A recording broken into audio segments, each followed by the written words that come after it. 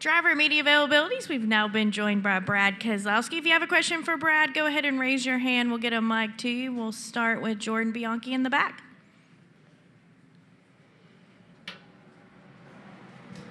Jordan Bianchi, The Athletic. You've raced against Denny Hamlin for the entirety of your career. I'm curious, what do you think separates Denny and makes him so great from others? That's a good question. Denny's got a lot of talent. I don't know if he gets enough credit for as much talent as he has, and he's very focused, which oftentimes I think he doesn't get enough credit for. And it's kind of a unique combination in our sport. He's certainly very driven to be a part of the sport, loves it. I was watching the video here from the 2020 race where he blew a tire out, and I think this is the only crown jewel he doesn't have, right? And I know that stings. I probably feel the way about Daytona he feels about this place. It sucks to get that close and not win it. And I know how much that's got to hurt, but he's put in good effort. He landed with a great team, 18 years ago, I guess, 19 years ago, and has just capitalized on it. Made the most of his cars. Opportunities, and it's I don't know if he probably gets the credit he deserves. How would you kind of compare him against other great drivers that you raced against? I'm not maybe ranking them, but like just versus the Jimmys and the Jeffs and the Kyles, those kind of things. It's a good question. I think certainly he's talented. I wouldn't cut that away from him. Obviously a different approach, which is not good or bad. It's just different. A lot of focus on the race weekends and preparing at a high level that I think is admirable. All right. Did I answer your question, Jordan? Was that good? You're welcome. All right. Our next question will go to Nate Ryan. Nate Ryan, NBC Sports. Brad, I think you're one of two guys racing Sunday who remember what it was like to win here on the oval. So maybe the big picture perspective on what it means for NASCAR to be back on the oval with the Cup Series, and then for you, what does it feel like? What's it like to win at Indianapolis Motor Speedway on the oval? Yeah, I mean, it's a return of a crown jewel race, which is great. I don't think anyone really considered the road course a crown jewel race. And so it kind of returns back to that status. I think that's huge for our sport, and it means a lot to me as a driver, and I'm assuming it does for the other drivers as well. So a welcome return. It's not going to be an easy race.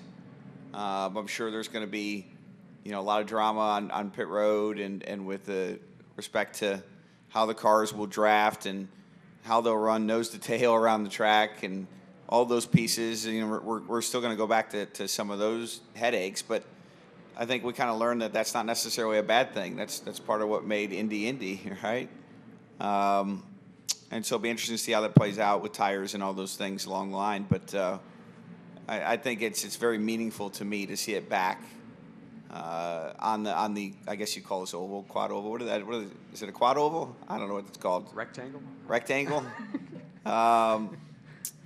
So it's good to see it back. For me, winning this race and kind of having your name on that crown jewel list, it's a really special feeling. It's kind of a dream come true. And it really sank in the best, I think, 2 years ago when we took the picture with all the drivers that have won here. And you think about, there's no slouches on that list, right? It's a lot of champions. And the track just has a history for that, of the people that win here, with very few exceptions, are champions. And it feels good to be on that list. And then if I can ask you one thing completely separate from Indy, this is 10 years, the 10-year anniversary of the first elimination rounds playoffs for NASCAR was 2014. You were a huge part, even though you didn't make the championship round. I mean, you were a huge part of the storylines throughout those playoffs. Looking back on that, what do you remember now about what it was like to go through 2014 playoffs and what has it meant for NASCAR? Yeah, I think, the playoffs were an interesting change to our sport.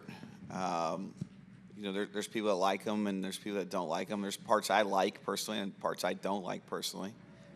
And the first year was really kind of that 2014 season was everybody kind of getting to understand the system in real time. Like, you read about it and you read the rules and all that, but you didn't really fully understand how it would change the behaviors until you actually saw it. And I think there was definitely some behavioral changes in the garage and in the sport that are due to the playoffs. And we all needed like a rep through it to see what that would be. And it changed our sport. There's no way of saying it didn't. But the real effect to the playoffs to me was the next 2 or 3 seasons when people started to get comfortable with it. And then you started to see the playoffs actually have an effect on the rest of the season that wasn't the playoffs, right? Because people had a better understanding for what that meant. So it's it's definitely been a change for our sport. All right, Jeff, I believe you had a question. With the 2-week break coming up here, how are you going to manage that at RFK? Like, well, do you still have people coming in the shop, or are you going to send everybody home? What's the plan? Our strategy so far, Jeff, has been, to tell people, please go home, please take a vacation, but not force it. We kind of learned the hard way that forcing people to take vacations is sometimes not always good for them. Sometimes they get more mad at you than if you just told them we have to work. So everybody will kind of figure out their own thing with kind of a heavy nod of please go take some time off and come back well rested. We're very fortunate at RFK that at this time we have both cars in the playoffs, one locked in, but one not locked in, but in the playoffs. And we need to make the best run we can make through that stretch. And it's very much a people sport. And we need those people to be energized and focused when that time comes, and this is their best chance to kind of catch their breath. All right, I believe Lewis has a question up here, and then Lee in the back. Lewis Frank Reuters, Brad. Hey, Lewis, good to see you again. Yeah, it's good to see you. You like high tech. You're kind of an alpha tester now. You got 50 minutes of practice today. And who's going to rule on Sunday, a crew chief or the driver, about changes? Because you're obviously going to be making a lot of changes in the race. Yeah, with the next gen car, I think first time for us on the track with it here. 50 minutes is not a lot. It's interesting. My time in the sport, it used to be if we changed a tire or if we changed a wicker, we had an extra 4 hours of practice and a test day or whatever it might be. Now it's like, well, let's just change the whole car, and we'll give you 50 minutes. So it's interesting how that's changed over the years. The mentality's changed. So now honestly, it's more about the engineers than it is me. That they'll run all the simulations, and they'll come up with one little doodad that they'll change by a couple thousandths of an inch, and will make all the difference in the world. And I'll just shake my head like I understand what they mean. And that's kind of what it is. And you have to trust those guys at this level because, what they have access to is far superior than what I have access to. It used to be I had access to the track time. That was my access. But they have access because we don't have the track time. They have access to really powerful simulation and digital tools as a whole that, at some point you just kind of have to nod to as a driver and say, I'm not worthy, and let them kind of have their moment. Lee? Still not working. There it is. I got you, Lee. Lee Spencer, Sirius XM NASCAR Radio and CatchFence.com. How do you feel about, after missing the playoffs last year, being back in? Well, it's 22 was not a lot of fun. 23, obviously, we made the playoffs, and this, being back in 24, it just kind of, feels like a redemption ride to, be a part of turning around the organization and to some degree my own career. When I did the deal at RFK, you hated to kind of resign or to losing a year or two of your career, but the reality is that's kind of you knew that was what it was going to be.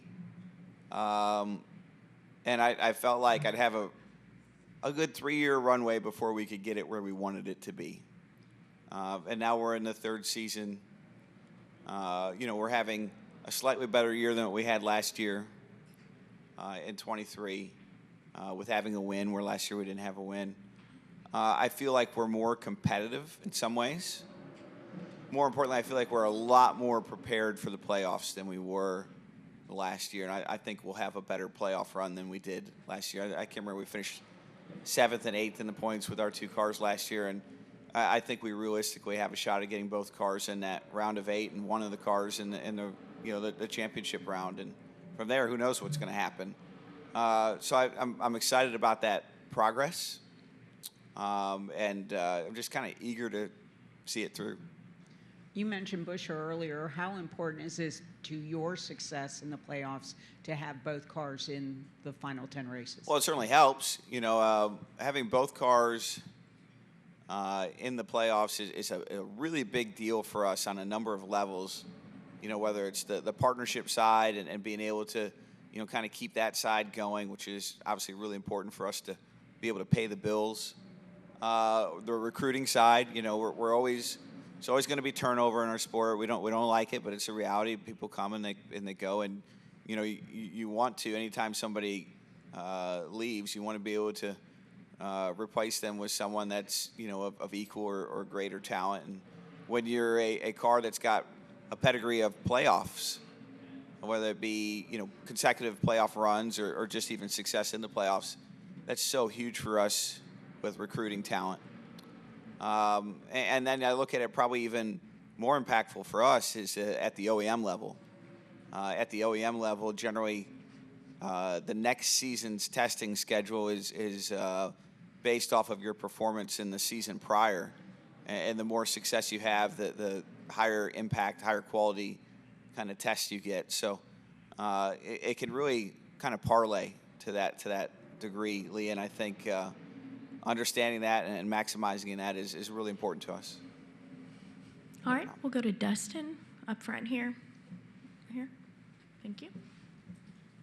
Dustin Long, NBC Sports. While no competitor is going to feel sorry for another competitor because that's just another spot you can get, it's a dog-eat-dog world. I'm curious, when you look at what Kyle Busch is going through, and I don't know if you can relate in any way, but obviously we've seen years where champion drivers don't have great seasons, and the saying is, it's not like they forgot how to drive. Yeah. I can look at it from one perspective, but when you see what Kyle's going through and what you've experienced in your career, what do you see, and can you relate in any way? And what is it like to go through something like that where a lot of it is probably out of your control? It's obviously not a fun thing to experience yourself. So, you do kind of look out and recognize that it's probably not a lot of fun for him too.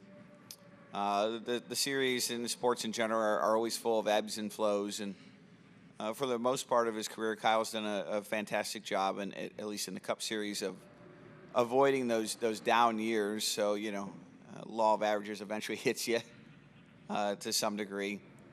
And, he's kind of going through that now. I was actually surprised last year with how well they ran. I thought their year last year would look more like this year, and their year last year would be like this year. It would be this year where they won multiple races.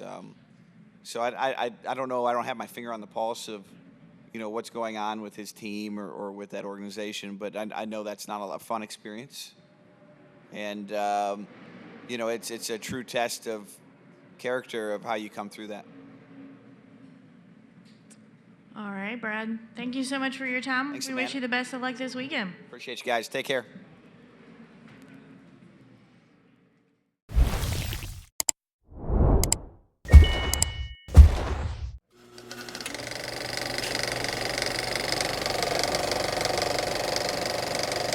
All right, there's the checkered flag. Great job, driver.